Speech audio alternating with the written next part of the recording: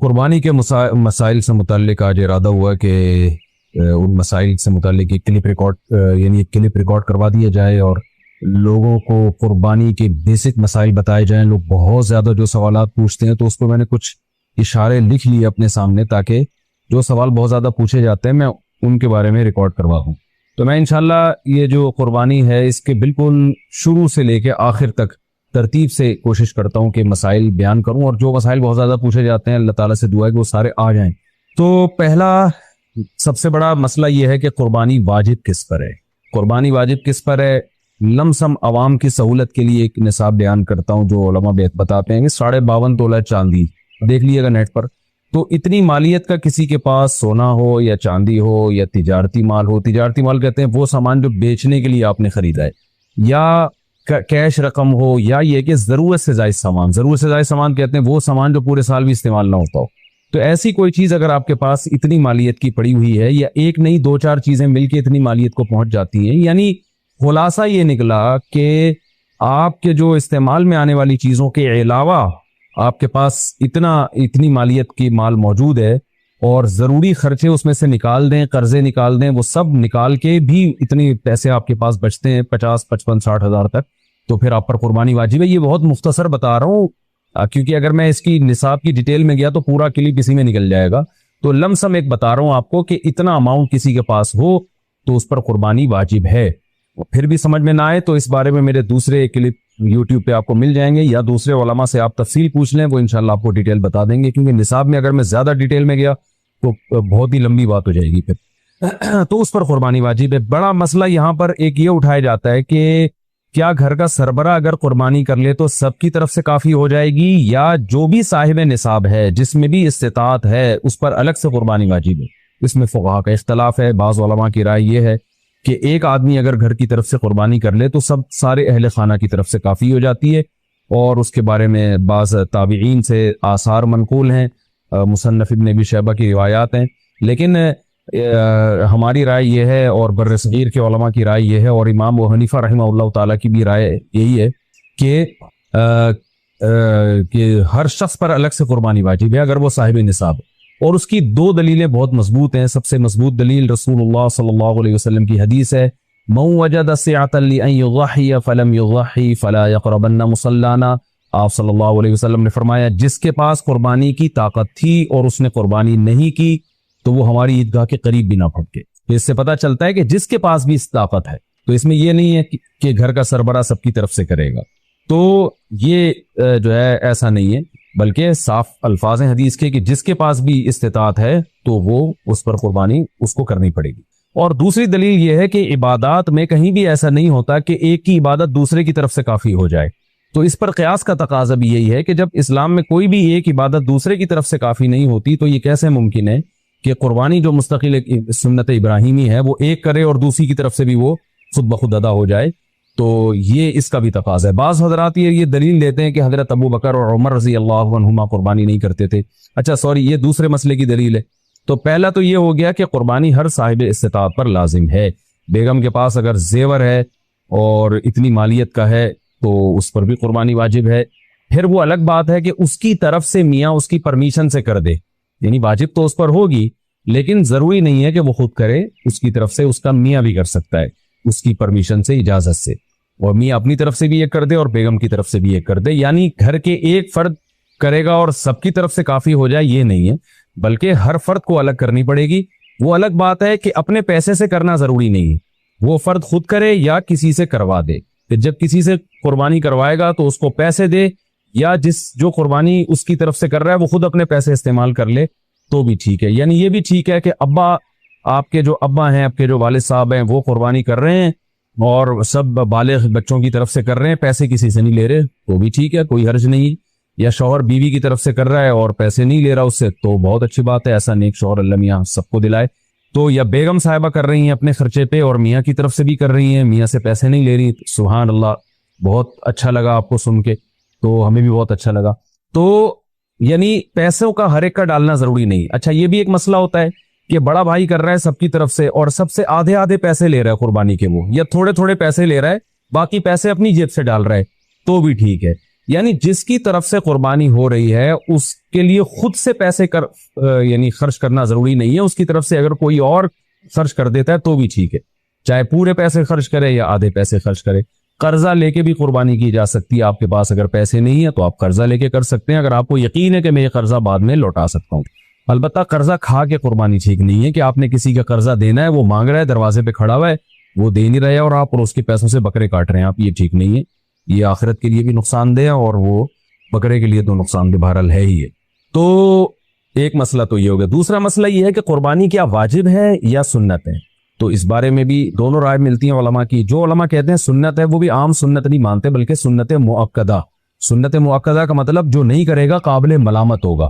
اور امام ابو حنیفہ رحمہ اللہ تعالیٰ کی رائے کے مطابق یہ واجب ہے, اور اس کی دلیل وہی ہے کہ پہلی بات تو یہ کہ عبادت ہے, اور عبادت میں احتیاط کے پہلو کو ترجیح دی جاتی ہے, کیونکہ احتیاط اسی میں ہے کہ اس کو اگر واجب قرار نہیں دیتے تو بہت سے لوگ قربانی کا فریضہ چھوڑ سکتے ہیں اور اس بات کا خطرہ موجود ہے کہ قیامت میں ان کو گناہ نہ ملے. تو اس لیے احتیاط کے پہلو کو ترجیح جائے گی. اور مضبوط دلیل امام ابو حنیفہ کی قرآن نبی صلی اللہ علیہ وسلم کی وہی حدیث ہے, من وجد سعة لأن يضحي فلم يضحي فلا يقربن مصلانا. آپ صلی اللہ علیہ وسلم نے فرمایا جس کے پاس قربانی کی گنجائش تھی اور اس نے قربانی نہیں کی وہ ہماری عیدگاہ کے قریب بھی مت پھٹکے. آپ صلی اللہ علیہ وسلم 10 سال مدینہ منورہ رہے, ہمیشہ آپ صلی اللہ علیہ وسلم نے قربانی کی. بعض حضرات یہ دلیل دیتے ہیں کہ حضرت ابو بکر اور حضرت عمر نے قربانی نہیں کی اپنے دور خلافت میں, اس سے پتہ چلتا ہے کہ قربانی واجب نہیں ہے. تو یہ دلیل اس لیے درست نہیں ہے کہ حضرت ابو بکر اور حضرت عمر رضی اللہ تعالیٰ عنہ مسکین تھے, غریب تھے, اگرچہ مسلمانوں کے خلیفہ تھے, لیکن یہ ان کی ایک کوالٹی تھی کہ اتنے لاکھوں مربع میل کے مالک ہونے کے باوجود وہ پیون زدہ کپڑے پہنتے تھے.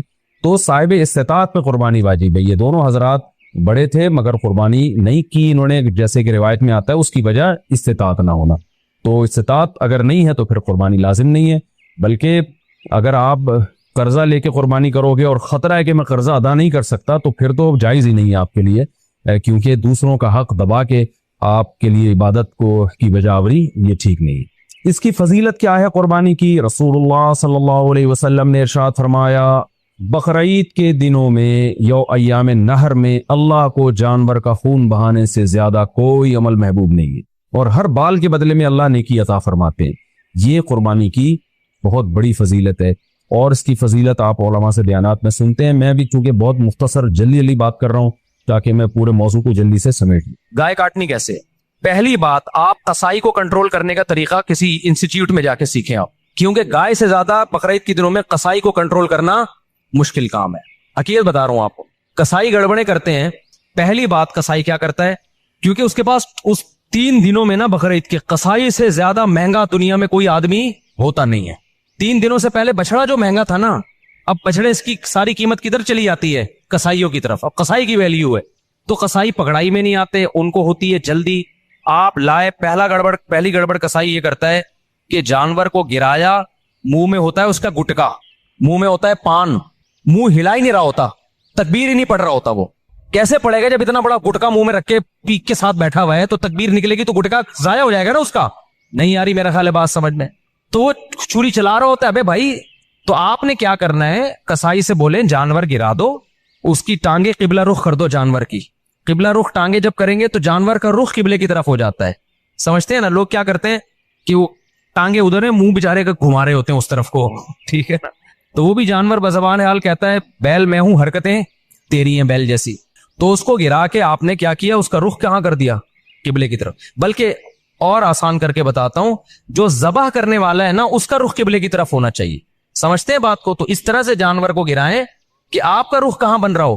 تو پاکستان میں اس کا طریقہ یہ ہے کہ جانور کا جو سر ہے وہ ہو جنوب کی طرف. جانور کا سر کس کی طرف ہو؟ جنوب کی طرف. دم کا رخ کس طرف ہو؟ شمال کی طرف. اور ٹانگیں کس طرف ہو جانور کی؟ قبلے کی طرف. تو اس سے آپ کا ہاتھ بھی صحیح بیٹھے گا, آپ کا سینہ کس طرف ہو جائے گا؟ قبلے کی طرف ہو جائے گا. سمجھ رہے ہو؟ لیکن یہ اس جانور کے ساتھ جو آسانی سے اس کام کے لیے تیار ہو جائے. بعض دفعہ جانور اتنا خطرناک ہوتا ہے کہ اس کو گھمانے میں بہت ٹائم لگتا ہے, تو پھر قبلے کی طرف رخ کرنا کوئی ضروری عمل نہیں ہے. جیسے تیسے اس کو کاٹ کے جانور کو بھی تکلیف سے بچاؤ, خود بھی ٹینشن سے بچو, کیونکہ بعض دفعہ اتنی مشکل سے گرائے, قابو میں نہیں آ رہا, اس کو قبلہ رخ گھمانے کی جگہ نہیں مل رہی, اتنے چکر میں جانور ہی اٹھ کے اس نے آپ کو قبلے کی طرف لٹا دیا, سب لیٹے ہوئے ہیں, ٹھیک ہے نا, ایسے بڑے واقعات ہوئے ہیں. تو کوئی تگڑا قسم کا جانور ہے, کنٹرول میں نہیں آ رہا, تو پھر تو جیسے تیسے ہو کر لو تاکہ جانور کو بھی تکلیف نہ ہو, آپ کو بھی نہ ہو. لیکن نارملی اگر آسانی سے پاسبل ہو تو آپ نے کیا کرنا ہے کہ یہ بھی کر سکتے ہیں کہ اس کا سر شمال کی طرف ہو اور دم جنوب کی طرف ہو, یہ بھی صحیح ہے. مطلب یہ کہ ایک رخ اس کا شمال کی طرف اور ایک جنوب کی طرف, تو پھر پاؤں کس کی طرف ہوں گے؟ قبلے کی طرف. پھر آپ جب ذبح کرو گے نا تو آپ کا رخ کس طرف ہوگا؟ قبلے کی طرف. تو قصائی سے آپ چھری لے لیں. بعض دفعہ قصائی غیر مسلم بھی ہوتے ہیں, تو غیر مسلم کا ذبیحہ بھی اسلام میں حلال نہیں ہے, مشرک بھی ہوتے ہیں بعض دفعہ. میں نہیں کہہ رہا وہم کریں خام میں قصائیوں کی رپورٹ وہاں طلب کا شناختی کارڈ دکھائے, اسلام لکھا ہے کہ نہیں لکھا, اتنی تکلف کی ضرورت نہیں ہے, لیکن احتیاط کرنے میں میرا خیال ہے کوئی حرج. قصائی کو پہلے سے جانتے ہیں تو ٹھیک ہے, نہیں جانتے تو پھر خود ذبح کر لو بھائی, سنت ہے نا یہ, کیا خیال ہے؟ ہمارے نبی نے تو خود جانور ذبح کیا ہے, بیگم سے بھی ذبح کروا سکتے ہیں. تو اب آپ نے, میں بیگم سے اس لیے کہہ رہا ہوں کہ بعض لوگ سمجھتے ہیں کہ عورت ذبح نہیں کر سکتی, حرام ہو جاتا ہے, کوئی ایسا کچھ نہیں ہے, تو وہ بھی ذبح کر سکتی ہے. باقی زیادہ اس میں تفصیل میں نہیں جانا چاہتا. اب آپ نے کیا کیا کہ رخ آپ کا قبلے کی طرف ہے. کسائی سے صرف یہ پوچھ لے چھری رکھنی کہاں پر ہے, کیونکہ ہمارے ایک جاننے والے نے بکرا ذبح کیے, یہاں سے کاٹ دیا, اتنی لمبی گردن اس کی, تو اتنا بھی نہیں ہوتا بھائی جہاں سے کاٹنا ہے وہاں سے کاٹو. تو رکھ کے آپ نے زور سے بسم اللہ اللہ اکبر پڑھنا ہے, آہستہ سے نہیں پڑھنا, بلکہ آہستہ سے پڑھ لیں گے تو بھی قربانی ہو جائے گی, لیکن زور زور سے کیا پڑھنا ہے؟ بسم اللہ اللہ اکبر. اور علماء کہتے ہیں قریب والے لوگ بھی پڑھیں تاکہ چھری چلانے والے کو یاد آ جائے.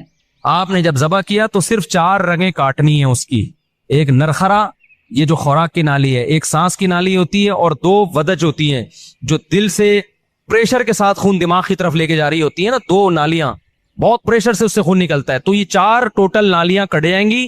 اس کے بعد مزید کچھ نہ کاٹیں. آج کل قصائی کاٹتے چلے جاتے ہیں کیونکہ وہ چاہتے ہیں جانور جلدی ٹھنڈا ہو جائے, پھر جا کے وہ اندر نلی پہ چھورا مارتے ہیں اندر, اس سے جانور ٹھنڈا جلدی ہو جاتا ہے. لیکن اس کا نقصان کیا ہے کہ جانور کا خون جسم سے اچھی طریقے سے نہیں نکلتا.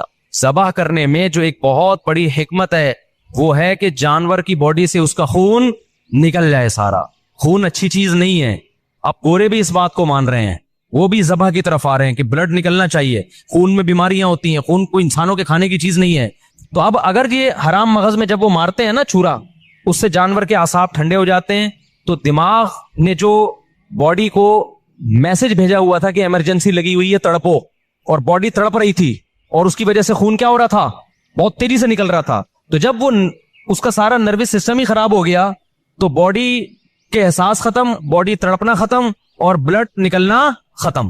تو قصائی لوگ یہ کام کرتے ہیں تاکہ جب گوشت کے اندر خون زیادہ رہے گا نا, عام دنوں میں اس لیے کرتے ہیں کہ گوشت میں خون رہے گا تو گوشت کا ویٹ زیادہ ہوتا ہے, تو اکنامیکلی ان کو وہ سستا پڑتا ہے. اس کے نقصان کیا ہوتا ہے؟ پبلک کو بیماریاں کھانے کو ملتی ہیں. عام گوشت جو مارکیٹ میں مل رہا ہے نا, اس میں کیا ہوتا ہے؟ بلڈ رہ جاتا ہے, صحیح طرح وہ ذبح نہیں کرتے, چھرا مار دیتے ہیں اندر, جانور ٹھنڈا ہو گیا, گوشت میں بیماریاں رہ جاتی ہیں خون کی وجہ سے, وہ نقصان ہے. اور بقرعید میں کیا کرتے ہیں؟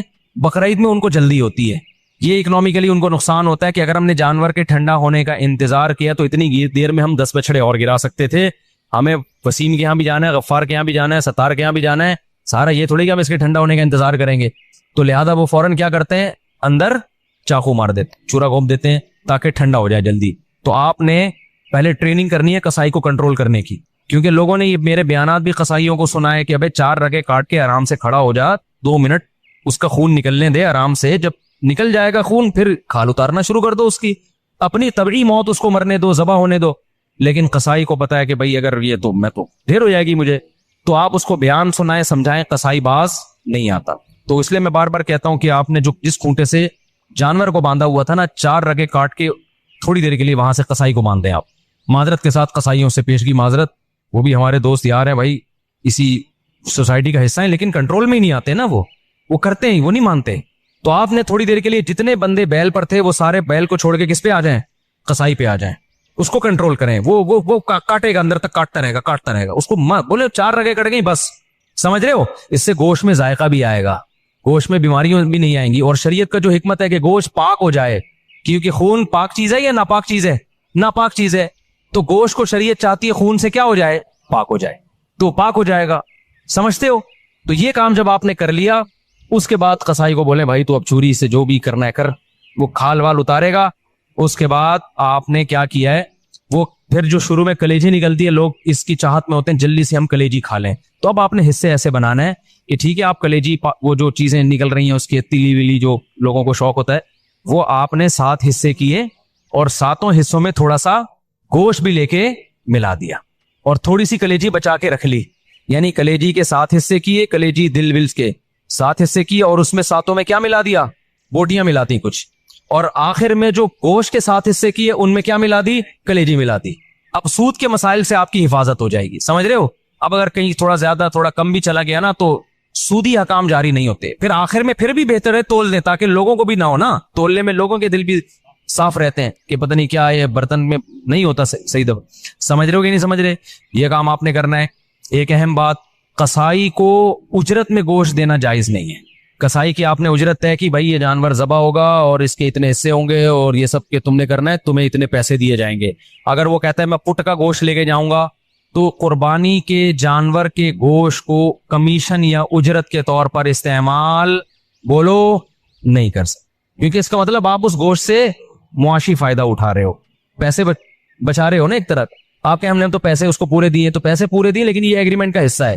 تو آپ نے قصائی کو مایوس کر دینا ہے کہ بھائی آپ کو صرف پیسے ملیں گے, باقی اخلاقی طور پر جب کلیجی گھر سے پکے آئے گی تو جہاں سب کھا رہے ہوں گے آپ بھی کھا لینا, کوئی منع تھوڑی کریں گے.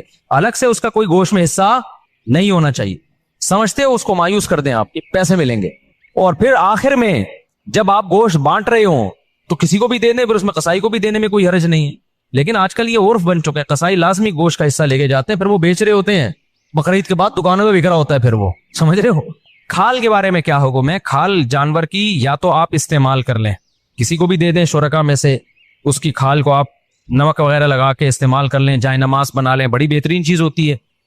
اور اگر آپ نے اس کو بیچ دیا تو پھر اس کی قیمت صدقہ کرنی پڑے گی, پھر آپ اس کی قیمت استعمال نہیں کر سکتے. تو ڈائریکٹ کھال صدقہ کرتے ہیں یا بیچ کے قیمت صدقہ کرتے ہیں. اور ویسے استعمال کرنا چاہے تو کھال استعمال ہو سکتی ہے, وہ مسلح بنایا جا سکتا ہے, اس کا کچھ بھی بنایا جا سکتا ہے, مشکیزہ بنایا جا سکتا ہے.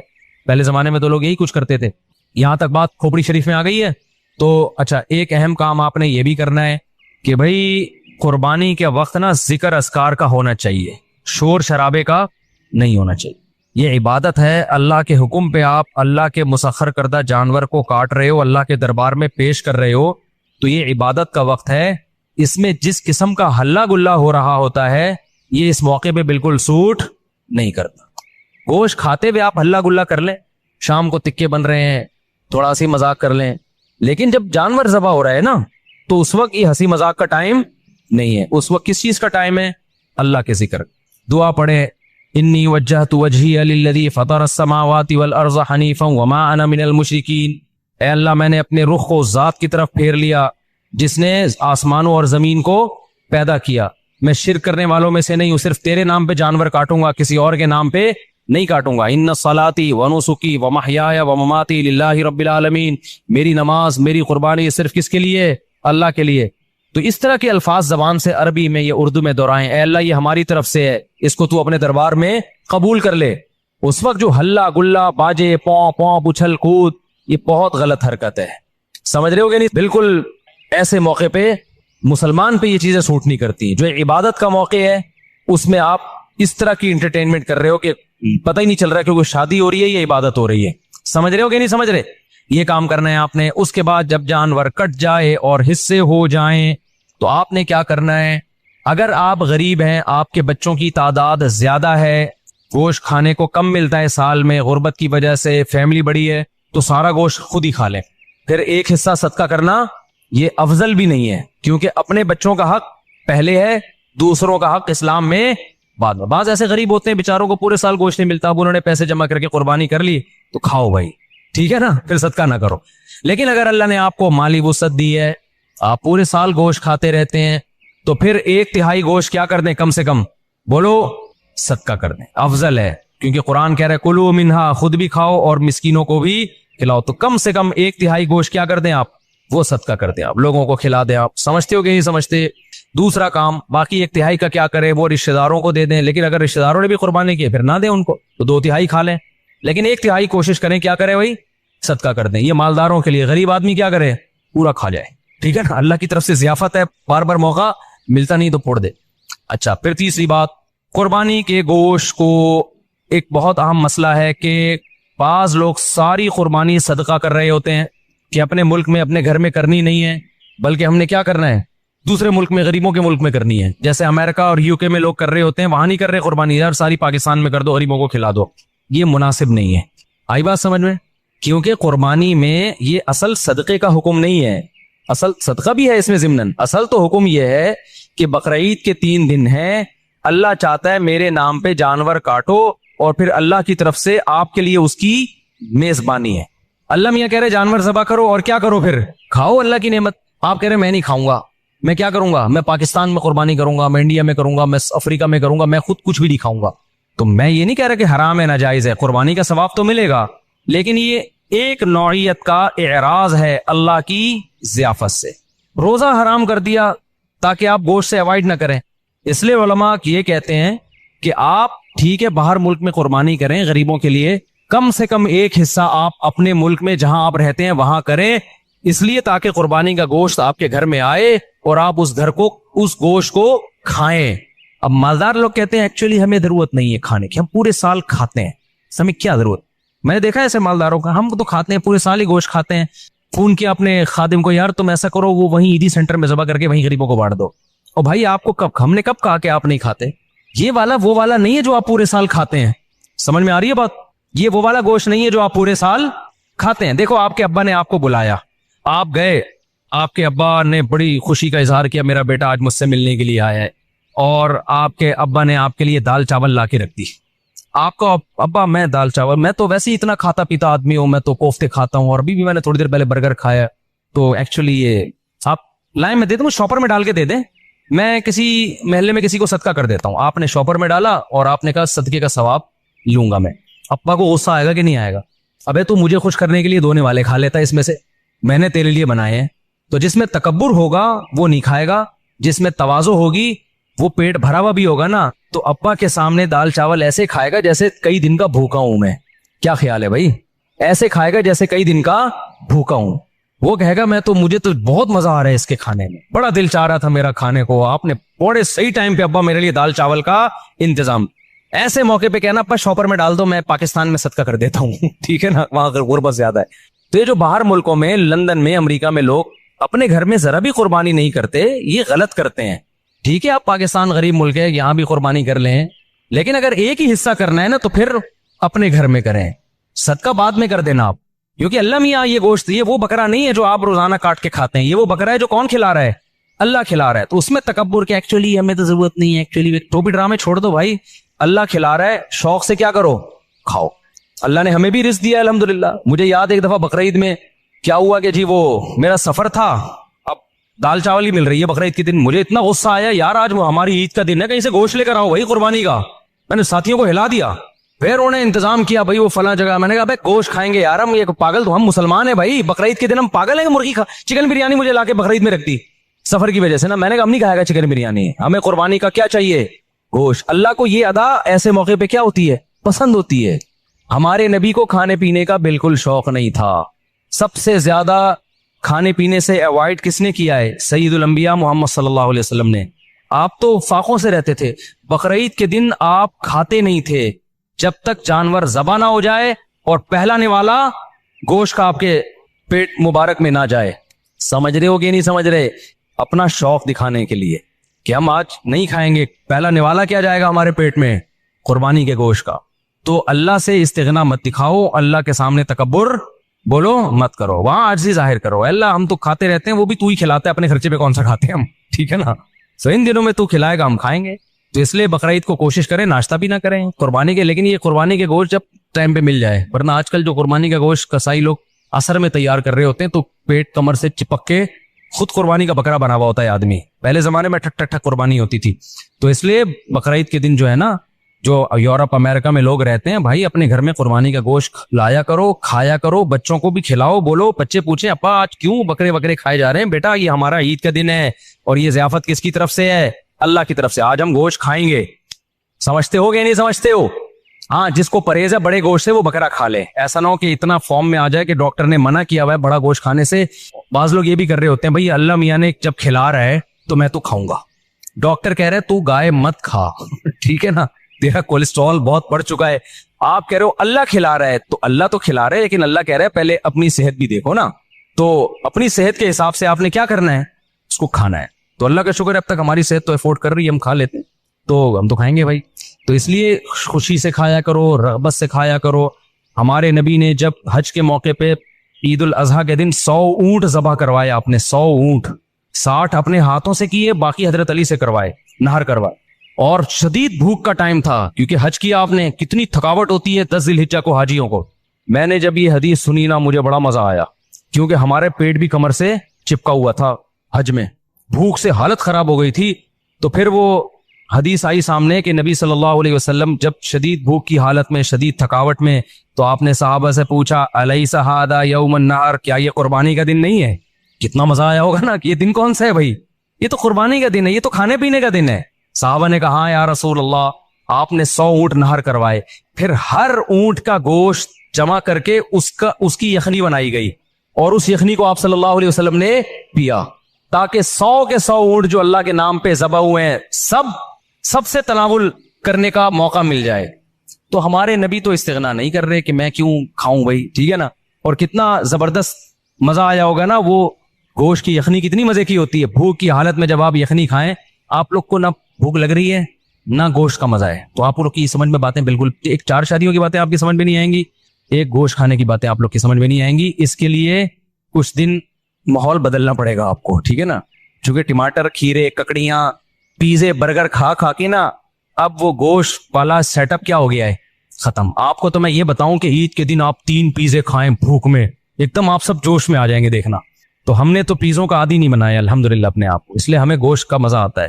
تو اونٹ کہ نبی صلی اللہ علیہ وسلم نے 100 اونٹ ذبح کیے, اور 100 کی 100 میں سے کیا کیا ہے, اس کا شوربہ بنا کے آپ نے پیا ہے, گوشت بھی کھایا ہوگا یقیناً. تو اس لیے جو لوگ یورپ میں, امریکہ میں رہتے ہیں, دوسرے ملکوں میں رہتے ہیں, وہ ٹھیک ہے, دوسرے ملکوں میں, غریب ملکوں میں بھی قربانی کریں اگر اللہ نے وسائل دیے, لیکن پہلے کیا ہے, کم سے کم ایک حصہ گھر میں ہونا چاہیے, اس کا گوشت گھر میں آنا چاہیے, اس کو کھانا چاہیے, سمجھتے ہو, تاکہ مسلمانوں کا یہ تہوار زندہ بھی رہے. ابراہیم علیہ السلام کی قربانی کی سنت بھی زندہ رہے. وہ بالکل بقرعید کا پتہ ہی نہیں چلتا بعض ملکوں میں, کہتے ہیں ایکچولی بقرعید آئی ہے تو ایکچولی ہم نے وہ فون کر دیا ہے کہ وہ وہاں کر دینا, بس وہیں کر, بس نماز پڑھنے چلے جاتے ہیں. تو یار اتنا بھی, میں تو کہتا ہوں اس تکلف کی کیا ضرورت تھی آپ کو, ٹھیک ہے نا, اس تکلف کی کیا ضرورت تھی. نماز بھی نہیں پڑھتے آپ, نہاتے دھوتے بھی نہیں, تو اصل تو ہے ہی گوشت کی قربانی, نماز تو ویسے بھی پڑھتے رہتے ہیں نا, تو کھا لو, اللہ کے مشورے پہ کھا لو اگر آپ کو ضرورت نہیں بھی ہے. اگر 3 افراد 2 حصہ لیں اور ایک حصہ بچ جائے تو کیا وہ ایک حصہ باقی 3 افراد مل کر لے سکتے ہیں یا باہر سے کسی کو دیں؟ یہ بہت اہم مسئلہ ہے. لوگ یہ سمجھتے ہیں کہ گائے میں 7 حصے ہی ضروری ہیں, جب تک وہ 7 حصے نہیں ہوں گے قربانی نہیں ہوگی. یہ بالکل غلط ہے.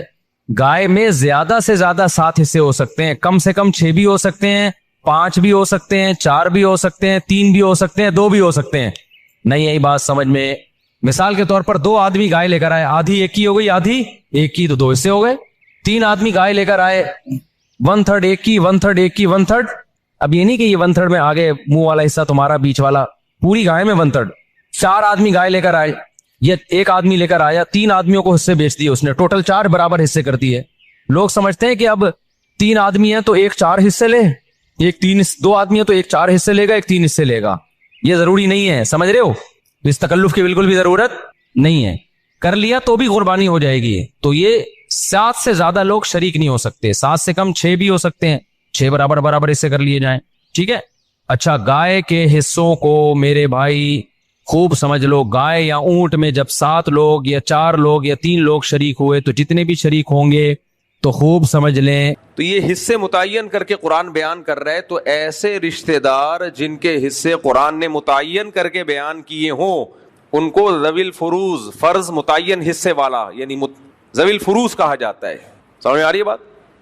بیٹے کا قرآن نے کوئی حصہ بیان نہیں کیا کہ اس کو اتنا ملے گا, قرآن میں کہیں نہیں ہے کہ بیٹے کو کتنا ملے گا. وجہ اس کی ہے کہ ان لوگوں کو حصہ دینے کے بعد جو بچے گا سارا بیٹے کو ملے گا, کیونکہ وہ عصبہ ہے. عصبہ کہتے ہیں پٹھوں کو, آج کل انگلش میں مسلز, جم میں جا کے جو بنائے جاتے ہیں نا اس کو کیا کہا جاتا ہے, مسلز. بنتے پھر بھی نہیں ہے لیکن بنانے کی کوشش کی جا رہی ہے. پھر ٹاپک سے ہٹ جاؤں گا میں. دیکھو کوئی بھی کام نا ایکسپرٹ کے بغیر نہیں کیا کرو. بہت سے لڑکے جم جا رہے ہیں, ڈنڈ پھیل رہے ہیں اور پتہ نہیں کیا کیا کر رہے ہیں, نہ ان کو خوراک کا پتہ ہے کیا کھانا ہے, نہ ان کو ایکسرسائز کا پتہ ہے کون سا ویٹ کس اینگل سے اٹھانا جانا جی. تو جب بغیر ٹیچر کے کوئی کام کیا جاتا ہے محنت زیادہ ہوتی ہے, آؤٹ پٹ بہت کم ہوتا ہے. اور کسی ایکسپرٹ کی نگرانی میں جب کام کیا جاتا ہے محنت کم ہوتی ہے, آؤٹ پٹ اس کا بہت زیادہ ہوتا ہے. کوئی بھی کام ہمیشہ وَفَوْقَ كُلِّ ذِي عِلْمٍ عَلِيمٍ, قرآن کی آیت یاد رکھو, ہر علم والے کے اوپر بھی ایک علم والا ہے. اگر آپ بہت ایکسپرٹ ہو تو آپ سے بھی زیادہ ہوں گے, تو ان سے سیکھو. خیر یہ ٹاپک نہیں ہے, لیکن جم جا کے کیا بنائے جاتے ہیں, بولو میرے نہیں ہے لیکن بتا رہا ہوں, مسل بنائے جاتے ہیں. مسل کہتے ہیں پٹھوں کو. تو اب جو قرآن ہے نا, یا شریعت کی اصطلاح میں بیٹے کو بھی کیا کہا جاتا ہے, عصبہ. اگر آپ کے بیٹا نہیں ہے تو بھائیوں کو کیا کہا جاتا ہے, عصبہ. باپ کو کیا کہا جاتا ہے, عصبہ. وجہ کیا ہے, جیسے ہماری باڈی مضبوط پٹھوں سے ہوتی ہے, فیٹ سے, جملہ مکمل کر لو یار, اگر ہے آپ کے اندر کچھ پٹھے وٹھے پائے جاتے ہیں, نہیں ہوتی. فیٹ سے تھوڑی باڈی مضبوط ہوتی ہے, فیٹ کو تو اٹھا کے چلنا پڑتا ہے. آپ نے 20 کلو کی بوری اٹھائی ہوئی آٹے کی, ساری طاقت آپ کی کہاں خرچ ہو رہی ہے, بوری اٹھانے میں. آپ فائٹ کر سکتے ہو, نہیں. آپ بھاگ سکتے ہو, نہیں. لوگ کہیں گے بھائی بھاگنے سے پہلے اس بوری کو اتار, اس کے بعد بھاگ. یہی کہیں گے کہ نہیں کہیں گے؟ لڑائی کرنی ہے تو پہلے یہ بوری اتار تاکہ ہلکا ہو جا. تو یہ خوب سمجھ لو, جیسے آٹے کی بوریاں اٹھا کے بھاگنا ممکن نہیں ہے, لڑنا ممکن نہیں ہے, اور بھی بہت سارے کام ہیں جو ممکن نہیں ہے, تو اسی طرح سمجھدار لوگ سمجھ گئے, تو اسی طرح اتنا فیٹ لے کے جو گھوم رہے ہوتے ہیں نا, وہ بھی کچھ نہیں کر سکتے. نہ چل سکتے ہیں, نہ دوڑ سکتے ہیں, اور کچھ بھی نہیں کر سکتے وہ. تو اس لیے یہ وزن اتارنا بھی کیا ہے, ضروری ہے. اس کو ریپلیس کرنا ضروری ہے, کس سے, مسل سے. تو پٹھے جو ہے نا, پٹھے, اس سے انسان کو طاقت ملتی ہے. وہ آپ کی باڈی کا پارٹ ہوتے ہیں, حصہ ہوتے ہیں, وہ آپ ہوتے ہیں. ابھی جو آپ ہے نا, آپ کے علاوہ بھی بہت کچھ ہے آپ کے اندر, آپ کے علاوہ وہ آپ نہیں ہے. مثال کے طور پر اگر آپ 150 کلو کے ہیں تو اس میں آپ 70 kg کے ہیں, باقی جتنے بھی ہیں وہ آپ تھوڑی ہیں, وہ تو آپ کے علاوہ ہیں. اس کو آپ موکل اور ہمزاد کہہ لو. عامل لوگ کہہ رہے ہوتے ہیں نا آپ کے علاوہ ہمزاد, یہ ہمزاد نظر آ رہا ہے, ان کو تو بکواس کر رہے ہوتے ہیں, جھوٹ بول رہے ہوتے ہیں بغیرت لوگ. تو اگر آپ 150 کلو کے ہو تو اس میں آپ کتنے ہو, بولو نا یار, آپ 70 یا 60 کلو کے ہو گئے آپ اس میں. باقی آپ کے علاوہ چیزیں ہیں جو آپ نے ڈیزل کے پراٹھے اور سموسے پھوڑے ہوئے ہیں, وہ سب چیزیں جا کے جمع, وہ آپ نہیں ہو. وہ آپ نے ایکسٹرا بوجھ اٹھایا ہوا ہے, ایک چربی جس سے صابن بن سکتا تھا اور بہت سارے کام ہو سکتے تھے, وہ بلا وجہ کی چربی آپ نے اٹھائی ہوئی ہے. تو مسلز کیا ہوتا ہے, یہ میں ایک ٹاپک کی طرف آ رہا ہوں. آپ سمجھ رہے ہو کہ میں نے کیا ٹاپک چھیڑ دیا. میں اپنے اصل ٹاپک کی طرف بھی آؤں گا انشاءاللہ, جو میں لے کے چلا تھا. مسل جو ہے نا, عصبہ, پٹھے, انسان کی باڈی کا پارٹ ہوتے ہیں. تو اس باڈی کا پارٹ ہونے کی وجہ سے وہ آپ ہیں, وہ آپ کے علاوہ نہیں ہے. جب وہ آپ ہیں تو آپ پہ کوئی حملہ کرے گا تو آپ کے مسل جتنے اسٹرانگ ہوں گے, جتنے مضبوط ہوں گے, اور ہوں گے بھی, ہونا بھی ضروری ہے, آپ فائٹ کر سکتے ہو اچھی, آپ دوڑ سکتے ہو, بھاگ سکتے ہو, بیماریوں کا مقابلہ کر سکتے ہو. تو اللہ نے جو مرد رشتہ دار ہوتے ہیں نا, بیٹا ہے, بھائی ہے, باپ ہے, دادا ہے, باپ دادا نہیں ہے تو چچا, ان مرد رشتہ داروں کو شریعت کی اصطلاح میں عصبہ کہا جاتا ہے. کیوں؟ وہ آپ کے لیے کون سا کام کرتے ہیں, پٹھوں کا. وہ آپ کے گرد حصار ہوتے ہیں, آپ کو فائنینشلی بھی سپورٹ کرتے ہیں, اور لڑائیوں میں بھی آپ کے کام آتے ہیں. اور اگر کام نہیں آ رہے تو وہ پٹھے نہیں ہیں, وہ الو کے پٹھے ہیں. اور آج کل یہ دوسری قسم پٹھوں کی زیادہ پائی جاتی ہے, کیونکہ لوگ بتا رہے ہوتے ہیں میرا بڑا بھائی بڑا کروڑپتی مالدار ہے, میں غریب ہوں, ایک دھیلا نہیں دیتا, پان گٹکے کے پیسے تک نہیں دے رہا ہوتا میرا بھائی, مجھے کرائے کا در در کا محتاج ہوں. تو وہ بڑا بھائی پھر پٹھا ہوا یا کچھ اور, اس کو الو کا پٹھا کہنا ٹھیک نہیں ہے, لیکن یہ عمل سے تو اس نے بتا دیا نا. بھائی تو بھائی کے سپورٹر ہوتے ہیں, بیٹا باپ کا سپورٹر, باپ بیٹے کا سپورٹر, چچا زاد بھائی. اگر چچا نہیں ہے تو چچا زاد بھائی بھی کیا ہیں, عصبہ ہیں.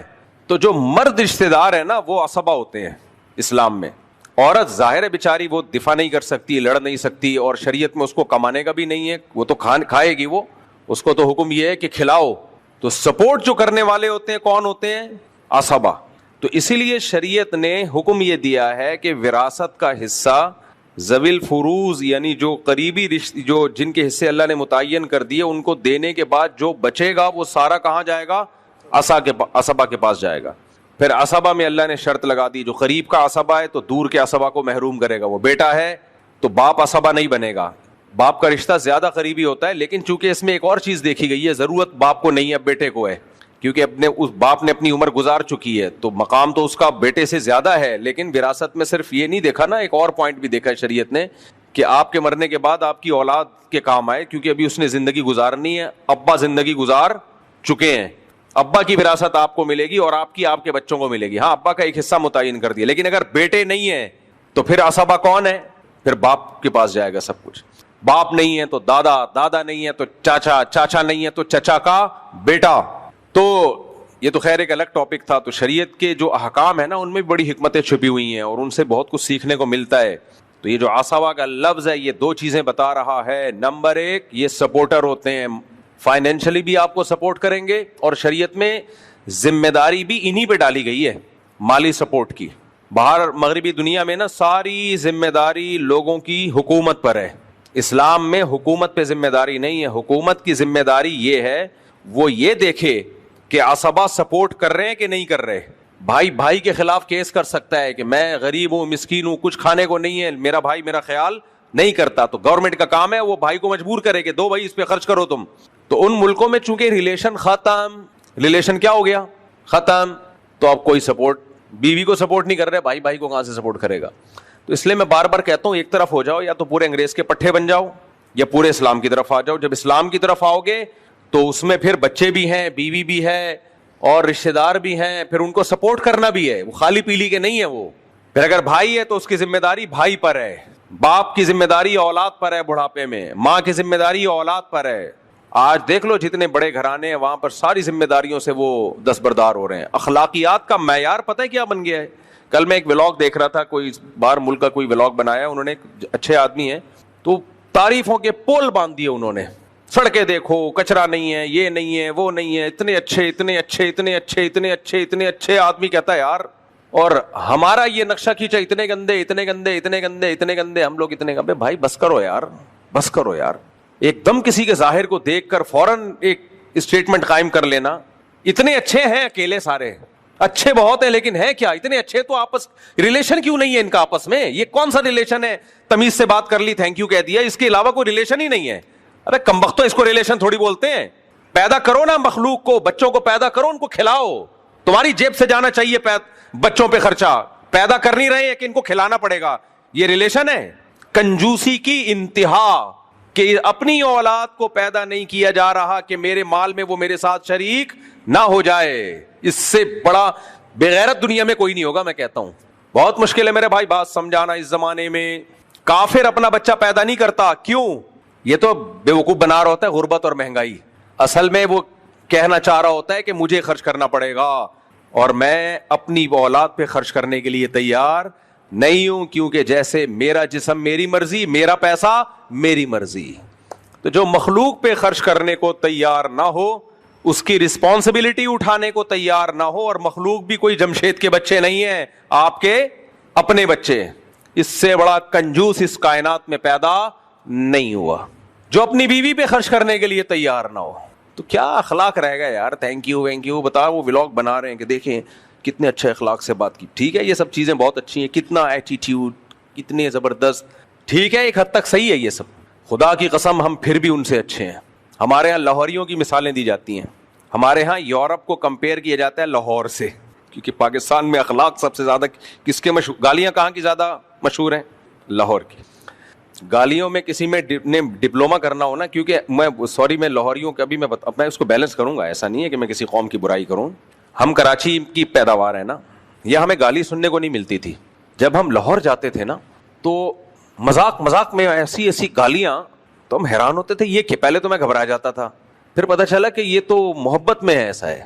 اب آپ بتاؤ کسی لاہوری کو آپ کمپیئر کرو باہر کے کسی گورے سے, تو اول نظر میں اخلاقیات میں کس کا پلڑا بھاری ہوگا؟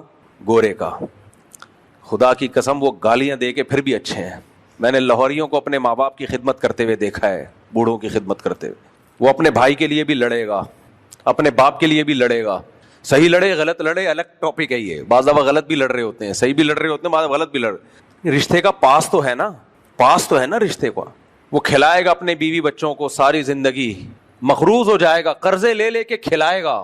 یہ ظرف مغربی دنیا کا نہیں ہے. تو ہمارا لاہوری گالی دے کے بھی ان سے اچھا ہے.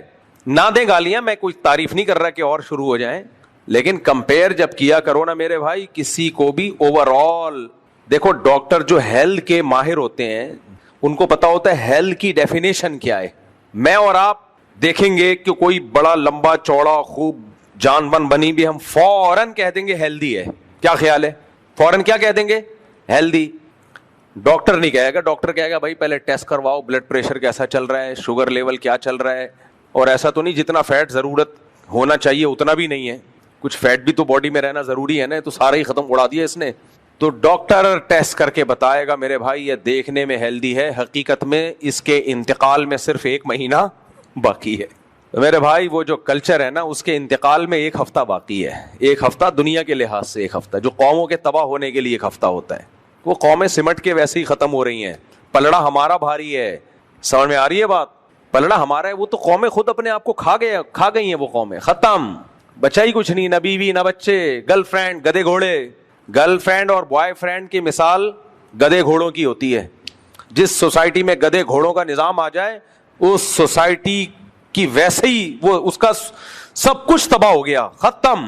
اور یہ سب کچھ ہمارے ہاتھ, یہ جتنی ٹیکنالوجی ہے نا ان کی, یہ ساری ہمارے ہاتھ میں آنے والی ہے. سمجھ میں آ رہی ہے بات کہ نہیں آ رہی؟ اور یہ میرا بیان 60-70 سال کے بعد چلا دینا, ہم جب قبر میں ہوں گے, جو اس وقت زندہ لوگ ہو نا وہ اس وقت پتہ نہیں کون سی زبان ہوگی چلا دینا اسی زبان میں. تو یہ سارا سیٹ اپ ہمارا ہوتا جا رہا ہے, ان کا تو ختم ہو رہا ہے سب کچھ, کیونکہ گرل فرینڈ بوائے فرینڈ پہ آ گئے نا. تو کیا بچا؟ اخلاق رہ گئے, کیا ٹش پش رہ گئے اخلاق؟ انسانوں کا ریلیشن تو قربانیاں دینے سے بنتا ہے انسانوں سے, ہر چیز پروفیشنل ہے, ہر چیز. تو اس لیے زیادہ تعریفیں مت کیا کرو, اتنی کیا کرو جتنا افورڈ کر سکو, اور جن کو پھر بھی زیادہ اچھے لگتے ہیں وہ رہ کے دیکھ لیں وہاں پہ, اور وہی والا ماحول اپنے بیوی بچوں کو دیں. یہ 2 نمبریاں کر رہے ہوتے ہیں, ان ملکوں میں جاتے ہیں پورے ویسے نہیں بنتے, ان کو پتہ ہے پورے ویسے بنے, بیوی بھی مارکیٹ سے شارٹ, بچے بھی مارکیٹ سے شارٹ. تو کیوں نہیں اس کے کلچر کو پورا فالو کر رہے بھائی؟ اس لیے نہیں کر رہے, ان کو پتا ہے ایک بہت بڑا فالٹ ہے ان کی بھی. سڑکیں وڑکیں دیکھنی ہے ہم نے, گٹر کے ڈھکن شکن چیک کرنے بہترین, اور تھینک یو کی جو یہ تھوڑے سے اخلاق وخلاق سیکھ لو, اس سے آگے ان کو فری کرانے کی ضرورت بولو نہیں. اس سے آگے گئے اور جو جا رہے ہیں وہ بیڑا غرق ہو رہا ہے ان کا. تو خیر, اور یہ جو وہاں کی زندگی ہے, پارک بھرے ہوئے ہیں, جاگنگ کر رہے ہیں لوگ, لائف میں آپ کو خوشیاں نظر آ رہی ہیں, صحیح ہے نا, یعنی لوگ ہر ماشاء اللہ ٹھش پیش, یہ ضروری چیزیں ہیں میں مانتا ہوں, لیکن یہ اس لیے ہیں کہ اگر وہ لوگ یہ بھی نہ کریں نا تو سارے ہی ڈپریشن سے مر جائیں. ہمارا بڈھا ٹینشن دیتا ہے, 90 سال کا بوڑھا ہوگا, پوتے نواسوں کو ٹینشن دے کے مار دے گا, ٹینشن لیتا. بولو, بہو پہ الگ روپ جمایا ہوا ہے, بچوں کو الگ ڈانٹ ڈپٹ کے پریشان کیا ہوا ہے, پھر بھی بچے آداب میں مرے جا رہے ہیں. اس کو پارک میں جاگنگ کی ضرورت ہی نہیں, کرنی چاہیے پھر بھی ان کو واکنگ کرنی چاہیے, میں چاہیے کے خلاف نہیں ہوں, یہ تو صحت کے لیے ضروری ہے سب چیزیں, لیکن وہ گھر میں بھی سکون میں ہے. یہ جو اتنا یہ لوگ ہنس رہے ہوتے ہیں, انٹرٹینمنٹ کر رہے ہوتے ہیں, ان کی زندگی سے یہ انٹرٹینمنٹ نکل گئی نا چند دنوں کے لیے, یہ سارے خودکشی کر کے مریں گے. ہماری زندگی میں کوئی انٹرٹینمنٹ ہے نہ, پارک ہیں, کئی بار پارک گیا ہوں جاگنگ کے لیے, بند. کوئی ریپیئرنگ شروع ہو جائے تو 6 سال لگ جاتے ہیں. پارک جی خراب ہو گیا تھا تو اب ریپیئر کرنا ہے, تو کر لو یار جلدی سے, 6 مہینے 7 مہینے ریپیئرنگ میں. پھر پارکوں کے اندر کا ماحول آپ دیکھ لو کیسا ہے, آدمی کہتا ہے چھوڑو گھر پہ ہی مشین لے کے دوڑ لو اس پہ. اب تو تھوڑے کتے کم ہو گئے, ورنہ جاگنگ کے دوران جو کتے پیچھے لگتے تھے اس سے جو فیٹ کم ہوتا تھا نا, کتے کا بھی اور آپ کا بھی, دونوں کا فیٹ کیا ہو رہا ہے. تو یہ جتنے مغربی دنیا کے لوگ ہیں ان کو چند دنوں کے لیے ہمارے ملک میں لا کے چھوڑ دو آپ, اور کسی متوسط علاقے میں, بہت پوش ایریا میں نہیں کہ آپ نے بحریہ ٹاؤن میں لے جا کے چھوڑ دیا ان کو, متوسط جس میں عام پبلک رہتی ہے, خودکشی کر کے 1 ہفتے میں بولو مر جائے گا. یہ ہمارا ظرف ہے میرے بھائی. کیوں؟ ہم شریعت پہ چلنے کی کوشش کرتے ہیں, دعوت تو نہیں کرتے. تو اللہ نے بہت ساری چیزوں سے ہمیں اسلام کی وجہ سے بچایا ہوا. پورے چلیں تو سبحان اللہ, پورے چل نہیں رہے. تو یہ تو ان کو چاہیے, ان کی لائف میں تنہائیاں ہیں, تنہائیاں کھا رہی ہیں, ریلیشن ختم. سوئٹزرلینڈ میں ہم تھے تو ہم 3-4 دوست گاڑی میں جا رہے ہیں, تو میں نے کوئی ایک گاڑی نہیں دیکھی جس میں 2 بندے بیٹھے ہوئے ہوں. بہت زیادہ کوئی 100 میں ایک گاڑی جس میں 2 بندے بیٹھے ہوئے. ایک صاحب نے بتایا کہ یہاں ایسے بھی گورے میرے دوست ہیں جنہوں نے 10 سال سے گاڑی خریدی ہوئی ہے, کہتے ہیں پچھلی سیٹ پہ ابھی تک کوئی بھی نہیں بیٹھا ہے. نہیں آئی سمجھ میں میرا خیال ہے. کیوں نہیں بیٹھا بھائی؟ کوئی ہے ہی نہیں زندگی میں, کوئی بولو ہے ہی. کوئی ایک فرینڈ ہوگا یا کوئی گرل فرینڈ کا سیٹ اپ بھی ختم ہے اب وہاں پہ. گرل فرینڈ کے بھی تو تھوڑا بہت حرام ریلیشن ہوتا ہے, لیکن ہوتا تو ہے نا, وہ بھی آہستہ آہستہ. کیا ہے گرل فرینڈ کا بھی ایسا ہے کہ وہ پتہ ہی نہیں, اس کی بھی ہوگی, ہو سکتا ہے اس کی بھی گرل فرینڈ ہو سکتا ہے اس کا بھی بوائے فرینڈ ہو, پتہ ہی نہیں یار کیا چل رہا ہے مارکیٹ میں. دھوکے, کوئی کسی پہ اعتماد نہیں. 50 55 60 سال کے بعد جا کے وہ سوچ رہے ہوتے ہیں کہ چلو یار اب. تو اس لیے زیادہ متاثر ہونے کی ضرورت نہیں ہے. رنگ رلیوں پہ زمانے کی نہ جانا اے دل, یہ خزاں ہے جو بانداز بہار آئی ہے. تو میں وہ مسل کی مثال دے رہا تھا نا عصبہ کی, تو میں وہ مثال دے رہا تھا کہ ہمارے ٹیچر جب ہمیں پڑھایا کرتے تھے تو ایک دفعہ سینٹینس ایک دفعہ ریپیٹ کر لیا زیادہ سے زیادہ بس.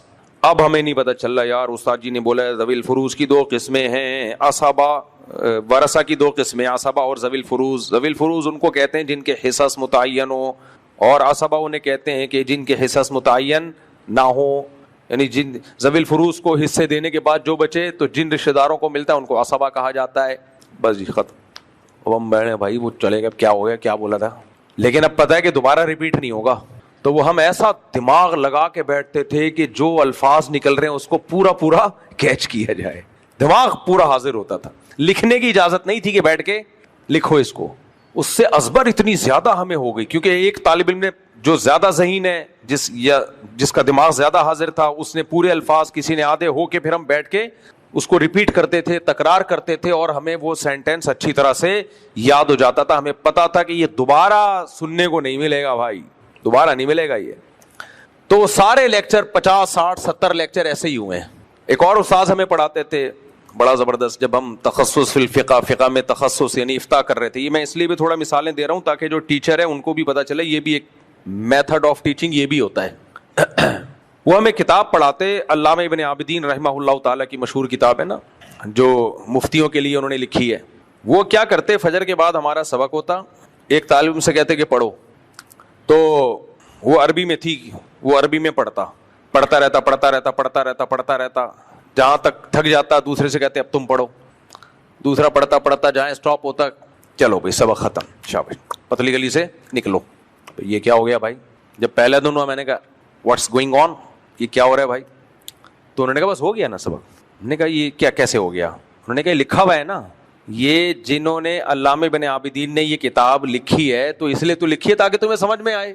تو رات کو بیٹھ کو اس کو خود سمجھو, سمجھ میں آ رہی ہے بات, اور میری نگرانی میں اس کو پڑھ لو, بس ختم.